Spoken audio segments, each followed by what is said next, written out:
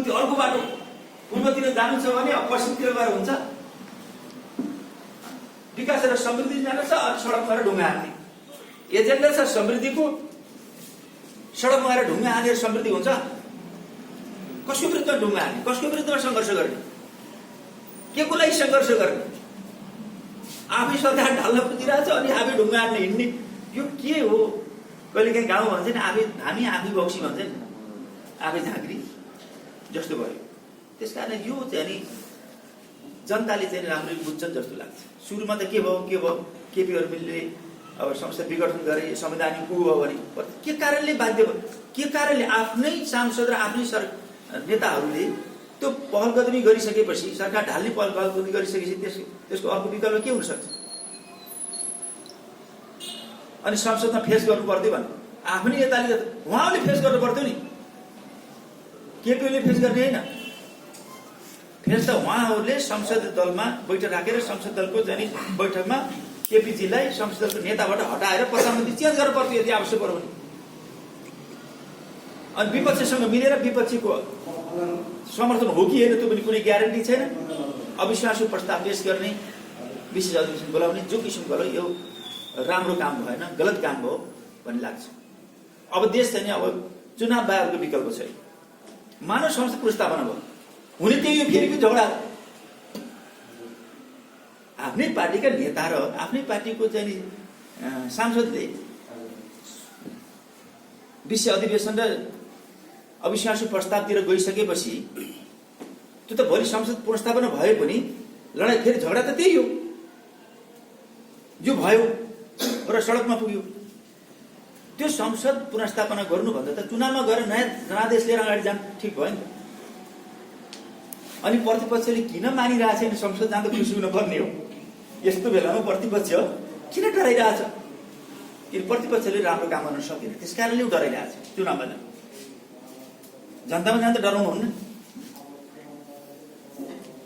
2/3 बहुमत भएको सरकार झन्नै उस नेतृत्व सरकार जनादेशमा जान, चुनावमा जान तयार छ, विपक्ष तयार छैन। सडकमा जाने साहित्य के तयार हुने कुरा भयो, उहाँले त विश्वासै छैन कि जनताले हामीलाई भोट हाल्छन् भने। जनताको जनादेश भन्दा ठुलो कुरा हो नि।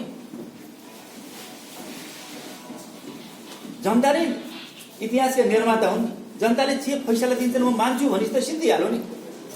त्यसलाई त सबैले स्वीकार्नु पर्यो। हामीले सही काम गरेका छौँ, हामी ठिक ठाउँमा छौँ, हामीले ठिक पहल गरेका छौँ, राम्रो काम गरेका छौँ त जनतामा जाने हो नि।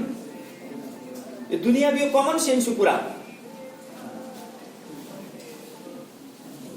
संविधानले लेखेको छैन, त्यसमा त दुनियाँभरि चाहिँ त्यस्तो स्थितिमा मध्यवर्ती चुनावमा जाने दुनियाँमा लेखिएकै छैन संविधानमा। त्यसो भए त त्यस्तो लेखिएको छैन भने त त्यो त लाभारी छोडिदिरहने, सरकार बन्न पनि सक्दैन। मानव सरकार विघटनतिर गयो, चुनावै नजाने, त्यसै सडकमा चाहिँ सरकार बनाउँदै हिँड्ने, सडकबाट चाहिँ नेता चुन्दै हिँड्ने, यो तरिकाले हुन्छ। त्यस कारण यो गलत कुरा हो। त्यस कारणले साथीहरू हुँदा खानाको आफ्नो सरकार ढालेर सडकमा जानुभयो। त्यो चाहिँ सडकमा गइसकेपछि देश कसले बचाउने, व्यवस्था कसले बचाउने, सिस्टम कसले बचाउने, विकास र समृद्धिको चाहिँ त्यो निरन्तरता कसले दिने, देशलाई राज्य बिल बनाउने। सजिलो बेलामा साथीहरूले 3 वर्षसम्म चाहिँ केपी शर्मा ओलीजीको नेतृत्वमा सरकारमा सहभागी भएर काम गर्नुभयो। अनि आफू छोड्ने बेला सरकार पनि ढालेर छोड्ने, बस्ने घरि घरमा बस्ने, अनि छोड्ने बेलामा सरकार पनि घरै आफूलाई हिँड्ने। बस्ने बेला बस्ने मजाले घरमा, अनि छोड्ने बेला घरमा आगो लाएर हिँड्ने, घर जलाइदिएर हिँड्ने भन्छ। कसैले सम्हाल्न परेन। अहिले सरकारमा जाने भन्ने कुरा धेरै कठिन कुरा हो। हामीले कमसेकम यो व्यवस्था, यो उपलब्धिहरू बचाउनको लागि, विकासलाई निरन्तर दिनको लागि, देशलाई बचाउनको लागि, चुनाव गराउनको लागि पनि सरकार जान पर्ने यो कठिन अवस्थामा छ। हामी जो अहिले सरकारमा छौँ, सजिलो बेलामा सरकारमा जानु हो, कठिन बेलामा जान अप्ठ्यारो पारेर हिँड्नु भयो। कसैले त सम्हाल्न पर्यो नि। हामीले त्यो जिम्मेवारी लिएका छौँ। जो देशप्रति, जनताप्रति, राष्ट्रप्रति, हाम्रो सिस्टमप्रति, हाम्रा उपलब्धिहरूको रक्षाको लागि, विकास र समृद्धिको निरन्तरताको लागि त कसैले त सोच्न पर्यो नि। सबै सडकमा जाउँदा के हुन्छ? देश बर्बाद हुन्न। कमसेकम हामीले धान दिँदै रहेछौँ, 18 छ, त्यति सजिलो छैन अहिले सरकारमा बसेर काम गर्नलाई। आफ्नै साथीहरू चाहिँ अर्कोतिर गएर गाली गरेर हिँडिरहेछन्। त्यो एमसीसीसँग सम्बन्धित विषय पनि देशसँग सम्बन्धित विषय हो, जो मैले नबोलेका कुराहरूलाई अस्ति पनि म रिपोर्टर्स क्लबमा काठमाडौँमा तपाईँहरूकै अब केन्द्र हो, हेडक्वार्टर रिपोर्टर्स क्लबको यो लुम्बिनीबाट त्यो काठमाडौँ हो, राजधानीको चाहिँ त्यो रिपोर्टर्स क्लब मैले प्रष्ट कुरा राखेँ। त्यसमा पनि पूर्वाग्रही मान्छेहरूले उल्टो हालिदिन्छ। यो मिडिया पनि के हो, तपाईँहरूले त्यस्तो गर्नु न जस्तो लाग्छ। तपाईँहरूले यतातिर पनि सुनिया छ। तर अब काठमाडौँतिर केही मिडियाहरू भनौँ, यो मिडिया पनि यस्तो भइसक्यो कि अराजक भइसक्यो क्या। जसले सही सूचना सम्प्रेषण गर्न पर्ने उही अराजक भइसक्यो के हुन्छ? गलत सम्प्रेषण भने के हुन्छ? मान्छेलाई भर पर्दैन। देश अन्यल हुन अन्धकार हुन्न। सही कुरा जे कुरा चाहिँ त्यसको उल्टो गरिदियो भने त मान्छेलाई भ्रम पर्छ नि। त्यस्तो गरिरहेको जो हामीसित रेकर्ड छ, अहिले पनि म रेकर्ड देखाउन जान्छु। हामीसित रेकर्ड छ, म बोलेको कुरा मसित रेकर्ड छ। उस्तै पऱ्यो भने कारवाही गर्नुपर्ने हुन्छ साइबर क्राइममा, हो कि के भन्छ? अब त्यो त्यतातिर पनि जानुपर्छ लाग्छ गलत गर्ने लागि। ठ्याक्कै बिउ जे अलिअलि तलमाथि हुन्छ, 20-19 होला। तर यस्तो कि उल्टो छापिदिने तरिका राम्रो हो? देशलाई त सिस्टममा त ल्याउनु पर्यो नि। हर मान्छे नेता होस् या जनता होस् या मिडिया क्षेत्रमा काम होस् या व्यवसायी होस्, जो पनि त इमान्दार त हुनु पर्यो नि। जहाँसम्म एमसीसीसँग सम्बन्धित विषय के हो भनेदेखि, म अहिले ऊर्जा मन्त्रालयको जिम्मेवारी मलाई दिएको छु। यसभन्दा पहिले 2072 सालमा पनि म ऊर्जा मन्त्रालयमा थिएँ, जुन बेलामा 12 देखि 18 घण्टासम्म लोड सेडिङ थियो। त्यो चुनौती 12-18 घण्टा लोड सेडिङ थियो। त्यस्तो बेलामा म ऊर्जा मन्त्रालय सम्हालेको थिएँ। मैले गएर 12-18 घण्टा लोड सेडिङ बनाएको हो। म जाँदाखेरि जस्तो थियो। र बहादुरले चाहिँ 12-18 घण्टा लोड सेडिङ बनाएको हो उठेर भन्छ कि कतिपय मिडिया त्यस्तो पनि छापेको छ। म जाँदाखेरि त्यस्तो थियो भन्नुभयो। मैले बनाएको होइन, त्यो पहिलेदेखि मैले भन्न खोजेको कुरा के छ, त्यस्तो मैले देखिसकेको छु। एकातिर 12-18 घण्टा लोड सेडिङ छ, अर्को देश त्यति बेला 2072 सालमा भूकम्पले देश तहस नहस भएको थियो, अर्कोतिर नाकाबन्दी थियो। यी प्रकारका चुनौतीहरू थियो। अनि मैले मन्त्रालयभित्रका, मन्त्रालय बाहिरका देशी विदेशी ऊर्जा क्षेत्रका विज्ञहरूलाई राखेर मैले एउटा मास्टर प्लान बनाएँ। 79 बुँदा ऊर्जा सङ्कट निवारण काल भनेर 79 बुँदा छ। त्यो बनाइसकेपछि त्यसलाई चाहिँ प्रभावकारी कार्यान्वयनको सन्दर्भमा लागू गर्ने सन्दर्भमा क्रमशः लोड सेडिङ मुक्त हुँदै गयो र देशमा आधारभूत रूपमा लोड सेडिङ मुक्त भयो। जुन बेलामा कुलमान घिसिङजी हुनुहुन्थ्यो, उहाँलाई पनि मैले के छ भन्छु भने त्यो समितिमा राखेका थिएँ। त्यो चाहिँ ऊर्जा सङ्कट निवारण कालको 79 बुँदा बनाउने निर्माण गर्ने कमिटी राखेका थिएँ। मैले त्यसमा प्रत्यक्ष नेतृत्व गरेको थिएँ, गाइड मेरो थियो। त्यसरी बनाएँ। र अहिले ऊर्जा मन्त्रालयले बाहिरका डेभलपरहरू, हाइड्रो पावरका डेभलपरहरू अरू विशेषज्ञले भनेका छन् कि टोपबहादुर रायमाझीको पालामा 79 बुँदा मास्टर प्लान बनाएर लोड सेडिङको लागि चाहिँ अन्त्य गर्ने एउटा चाहिँ ठुलो गाइडलाइन बन्यो। त्यसैको आधारले त्यसैले कारणले यस्तो लोड सेडिङ अन्त्य हो भन्ने बुझाइ छ। बुझिन? बाहिर हल्ला के छ भनेदेखि अर्कै छ।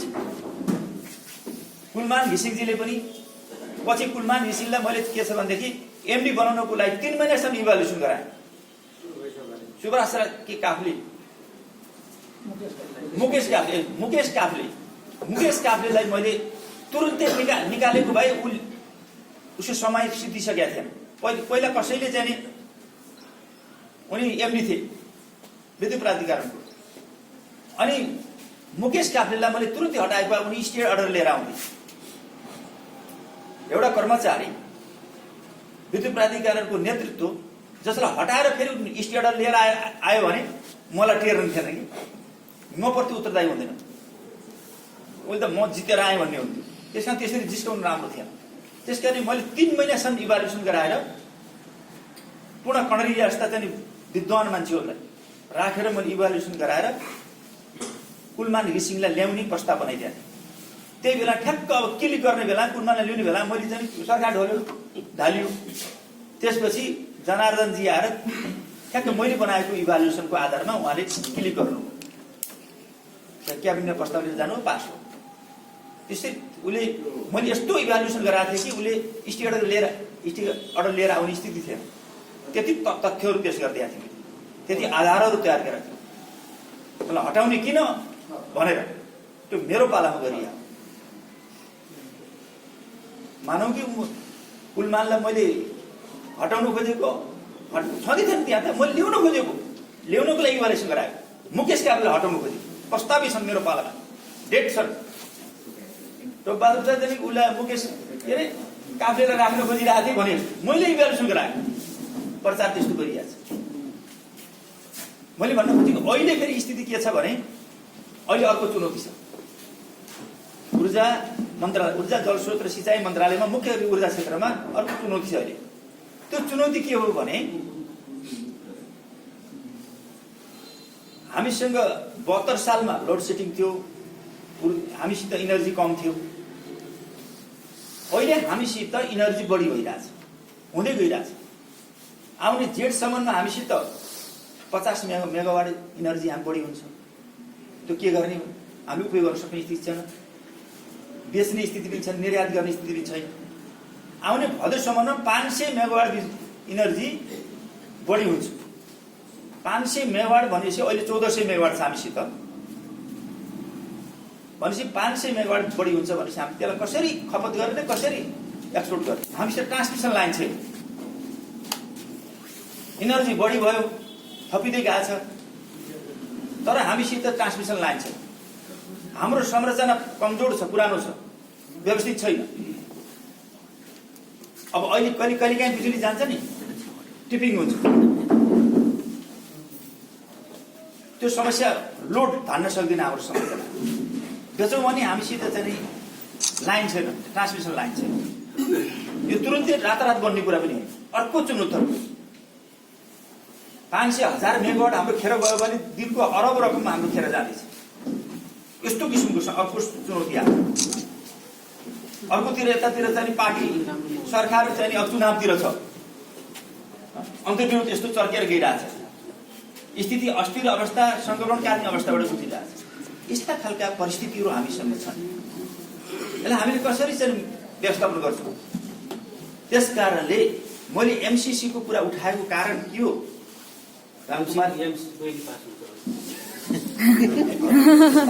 त्यस्तै हालिदिनु ल, त्यस्तो होइन। एमसीसी त्यो अमेरिकन लगानी हो जसले सडक र ऊर्जा क्षेत्रमा लगानी गर्ने भनेको छ। तर एमसीसी को विषयमा विवाद छ। ऊर्जा क्षेत्रको ट्रान्समिसन लाइनमा बनाउने भनेको छ, तर विवाद छ। हामीले एक दिन पनि पर्खिनु हुँदैन।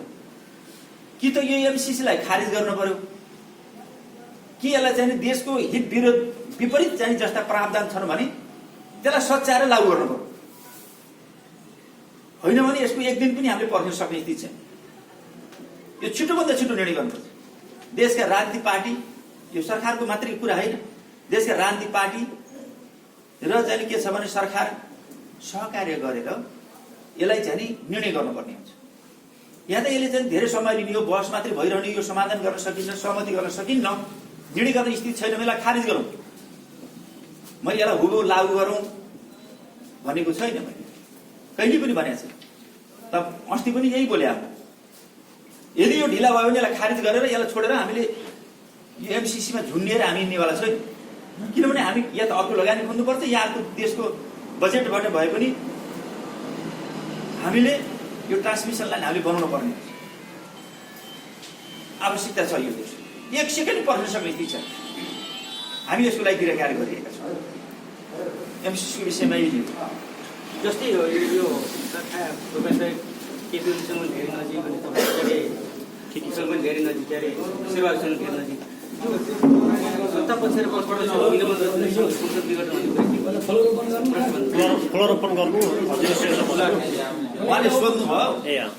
अनि सरकार पक्ष र प्रतिपक्षको मिलोमतमा केपीजी र शेरबहादुरजीको मिलोमतमा यो संसद विघटन भएको हो भन्ने सुनाइसक्यो भन्नु होइन।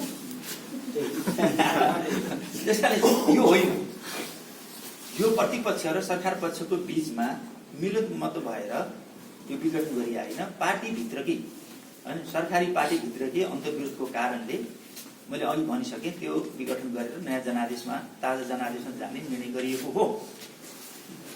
यो प्रश्न कुरा। अब अरू केही छ? बसेरै